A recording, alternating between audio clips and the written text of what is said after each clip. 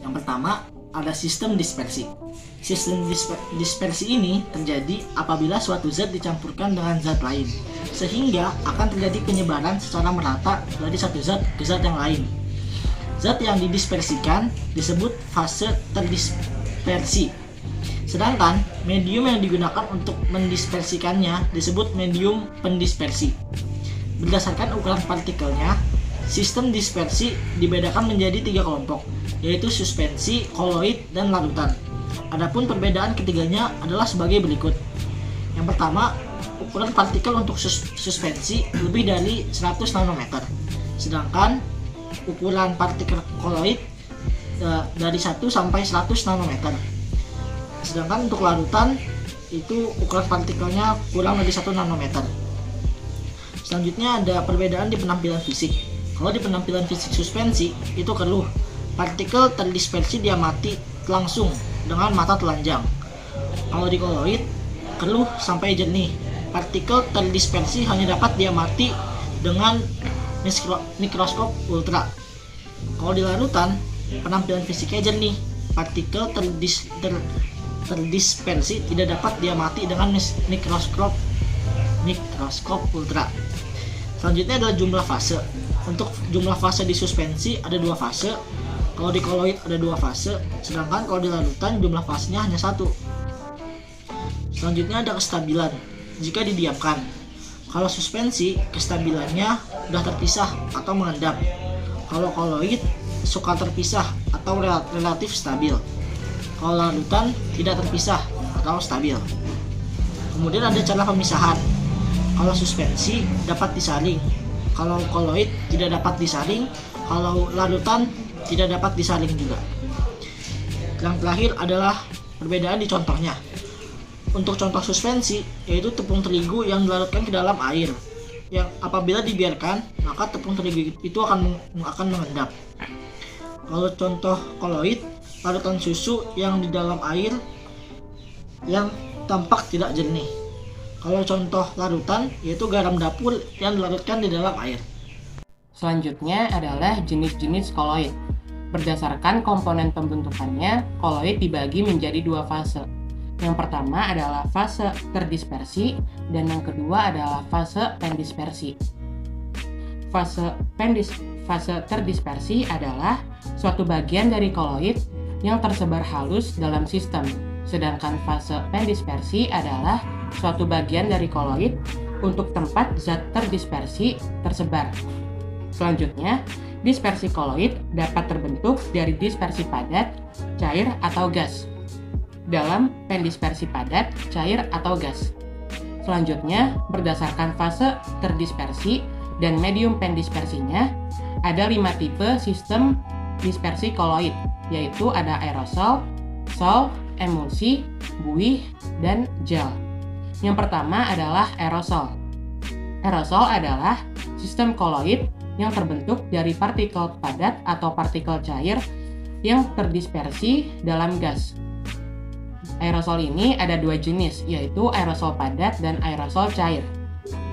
Aerosol padat terjadi ketika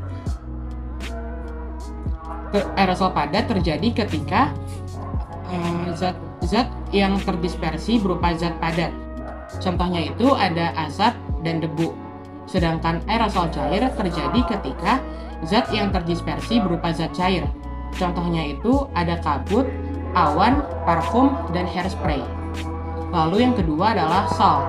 Sol adalah sistem koloid yang fase terdispersinya berupa zat padat yang didispersikan dalam padatan, cairan, atau gas. Berdasarkan medium pendispersinya, sol dibedakan menjadi 2 jenis, yaitu sol padat dan sol atau gel. Sol padat terjadi ketika medium pendispersinya berupa zat padat. Contohnya itu ada intan hitam, kaca rubi, dan tanah. Sedangkan sol atau gel terjadi ketika medium pendispersinya berupa zat cair. Contohnya itu ada cat, selai, jelly, dan pati dalam air. Selanjutnya yang ketiga adalah emulsi.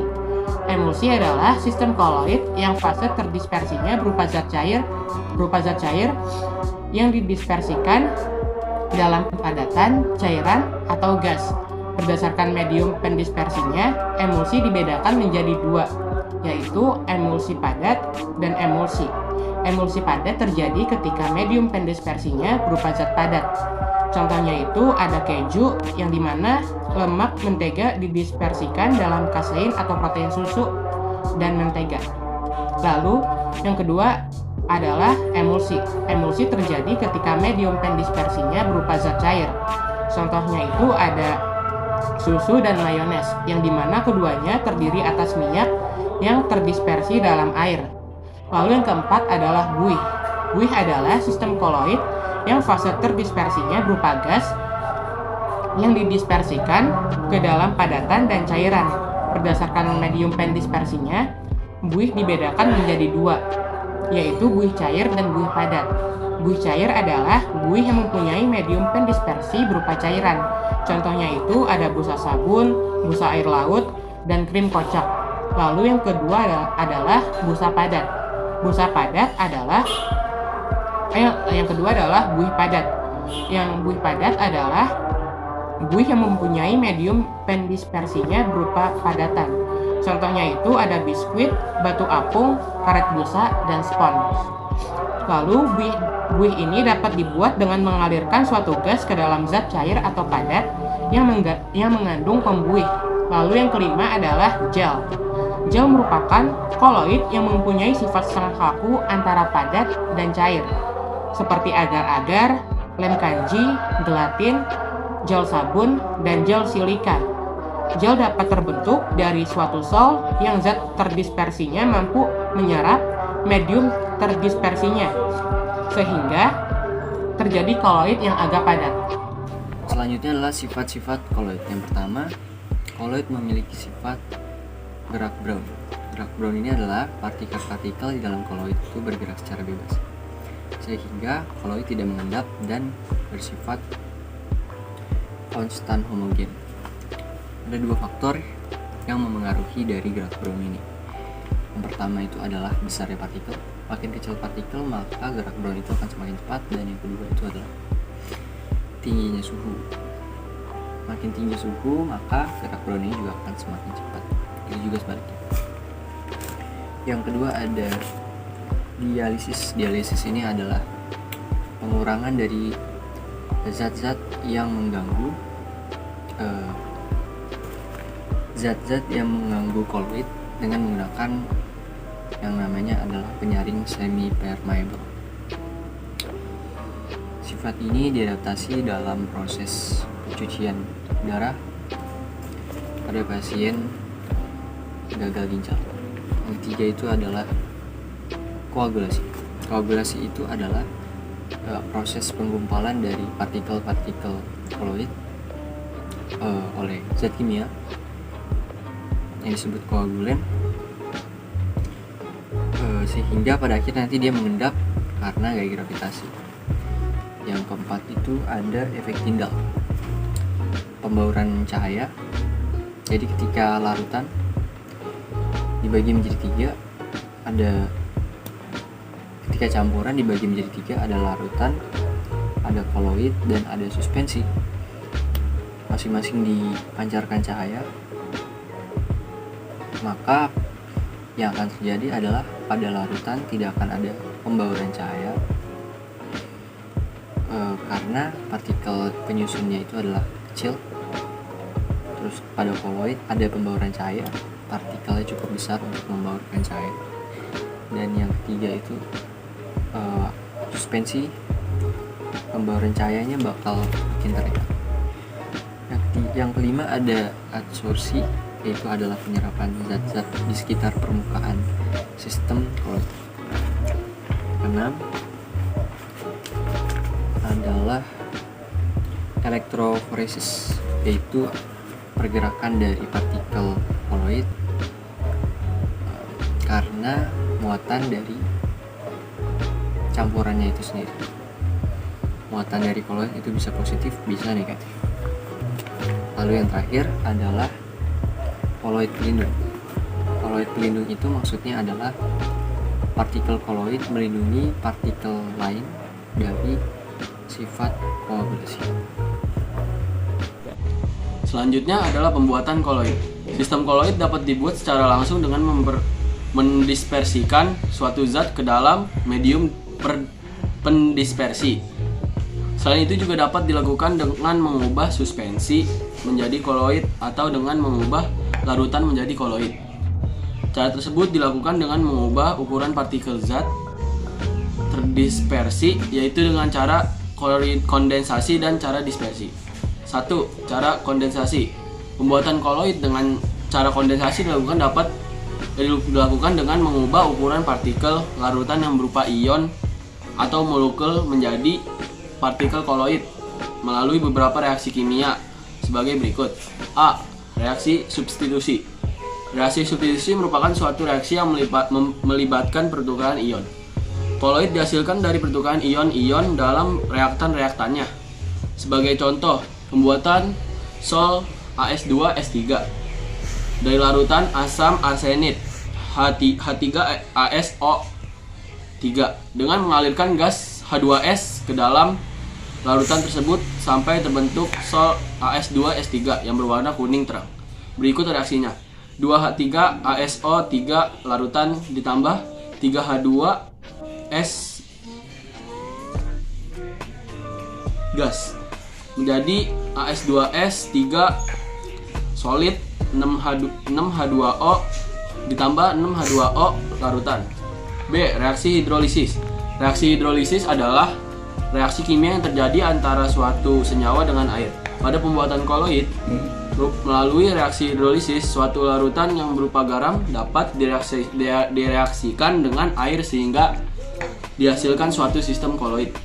Misalnya, pembuatan sol FeOH3 dari larutan FeCl3 dengan mereaksikan larutan tersebut dengan air mendidih. Reaksinya sebagai berikut. FeCl3 larutan ditambah 3H2O liquid menjadi FeOH3 solid ditambah 3HCl larutan. 3. Penggantian pelarut.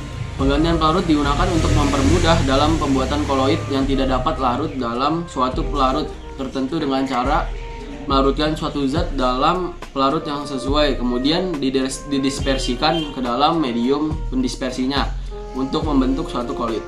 Misalnya pembuatan belerang yang mudah larut dalam alkohol, seperti etanol. D. Reaksi reduksi oksidasi atau redox. Reaksi redox merupakan reaksi yang melibatkan bilangan oksidasi. Koloid yang terbentuk melalui reaksi ini merupakan hasil oksidasi atau reduksi. Misalnya pembuatan sol belerang dari larutan SO2 yang dilakukan dengan cara melibatkan gas H2S ke dalam larutan tersebut. Reaksinya sebagai berikut. 2H2S gas ditambah SO2 larutan menjadi 3S solid ditambah 2H2O liquid. Contoh yang lain yaitu pada pembuatan sol emas dari larutan garam AuCl3 dengan mereduksi larutan tersebut menggunakan pereduksi organik yaitu formaldehida atau HCOOH. Reaksinya sebagai berikut.